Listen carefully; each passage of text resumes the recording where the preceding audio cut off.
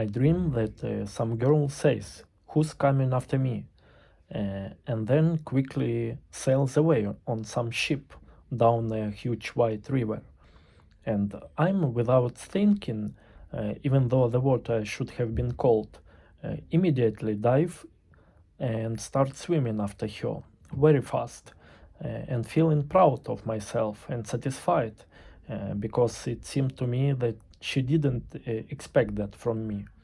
And I'm surprised that after the bend there is still such a long way to swim, despite my fast speed.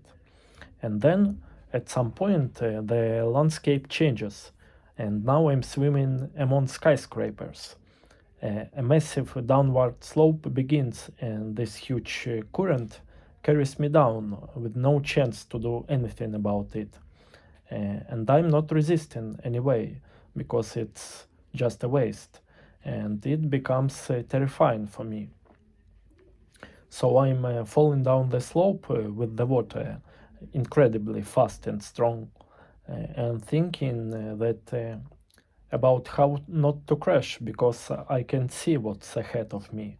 And in the end, when I land and stop at something like a finish line where the water has already ended, something sharp slices me open on the asphalt, but there is no blood, nothing leaking out.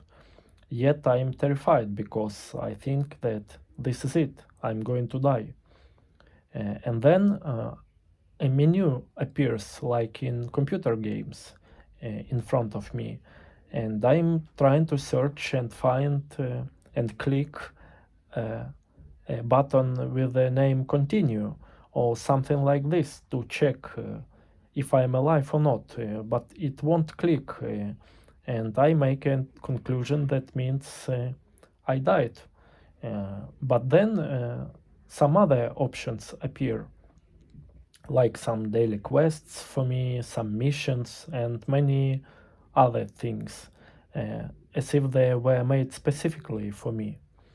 Uh, then I arrive somewhere, and there is an assistant of my boss who says that I only need something uh, to prove of rights of my driver license, and I can even get it in GTA, a computer game.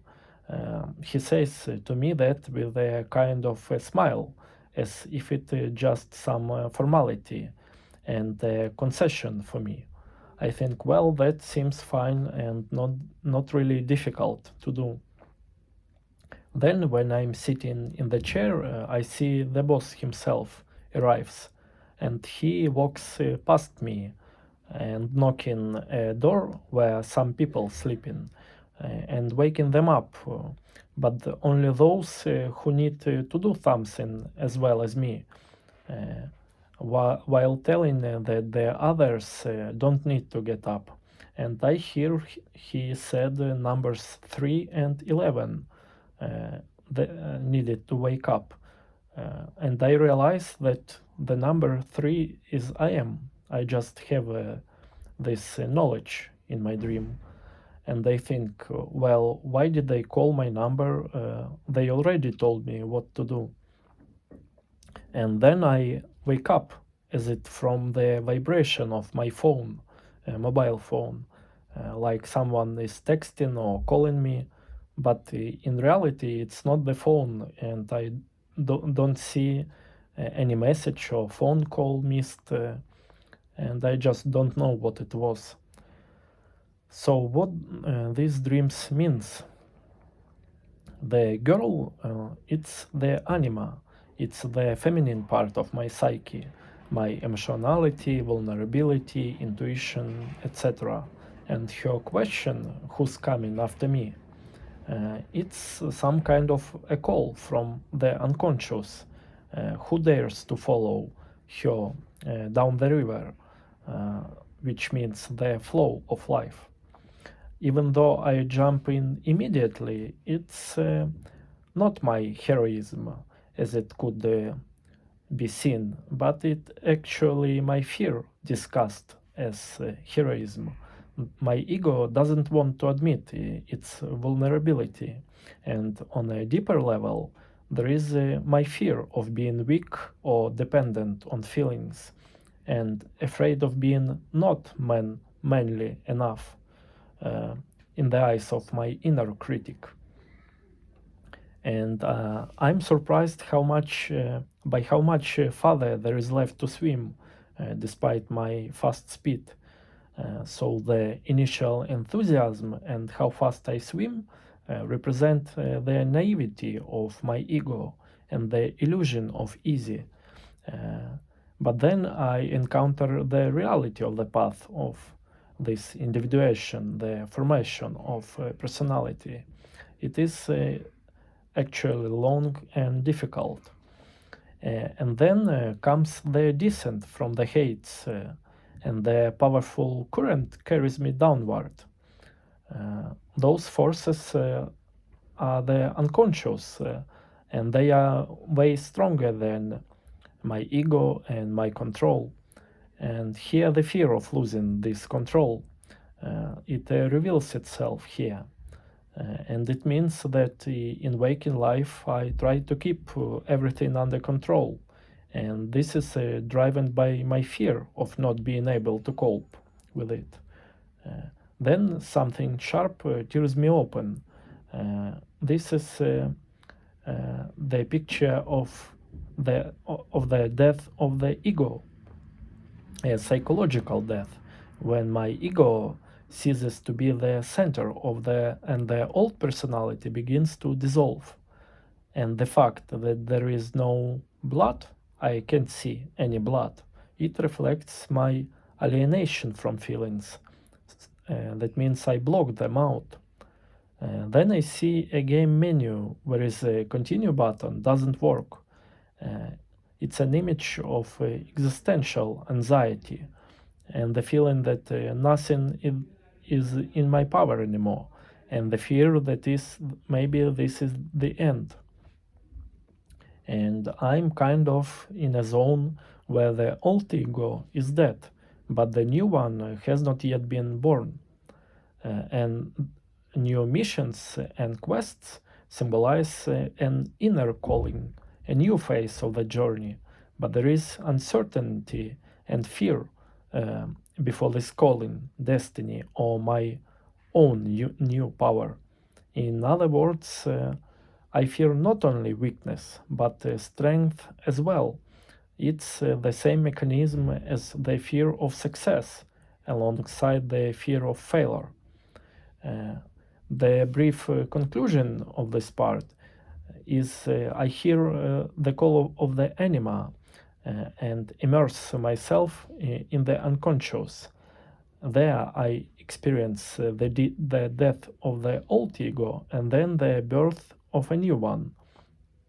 And my fears are fears of transformation, loss of control, vulnerability, and responsibility. But these fears actually themselves are the driving forces of the individuation process. Perhaps this is the time of a new stage in my life, and the unconscious is pushing me toward the next step.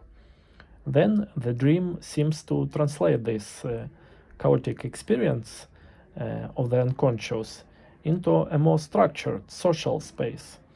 And this is the classic example of dynamic of integration unconscious content into conscious life. Now it's no longer a water current, but my boss, a figure of inner authority, some structure, the thing that sets boundaries and rules. And the phrase about you can even get your driver license in GTA, it's some reference to a computer game where there is a lot of freedom of action, chaos, but there are still rules and missions. It plays with the boundary between chaos and order, between the unconscious and consciousness. And in this sense, I can only marvel at the methods, images, and associations the psyche uses to depict inner psychological processes trying to communicate certain meanings to consciousness through my dreams.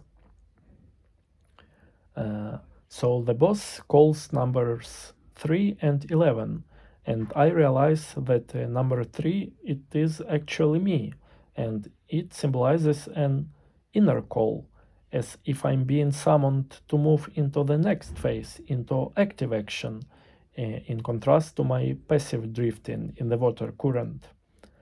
So the symbolism of numbers, the number 3 is some completed structure. It's myself, ego. And the number 11 is much more mysterious, and it goes beyond 10. 10 is beyond order and points to something outside the system, beyond some threshold, unfamiliar.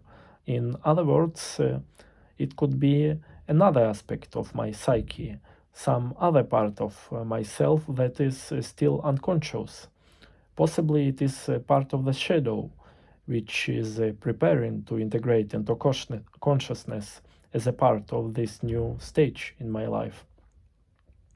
And then I hear and awaken from a vibration, some sort of phantom phone call that never actually happened in real life, because I checked my phone afterwards and it was no call missed or no message. And all I can say, this is an archetypal symbol, the call from the depths, a signal from the soul, from the unconscious.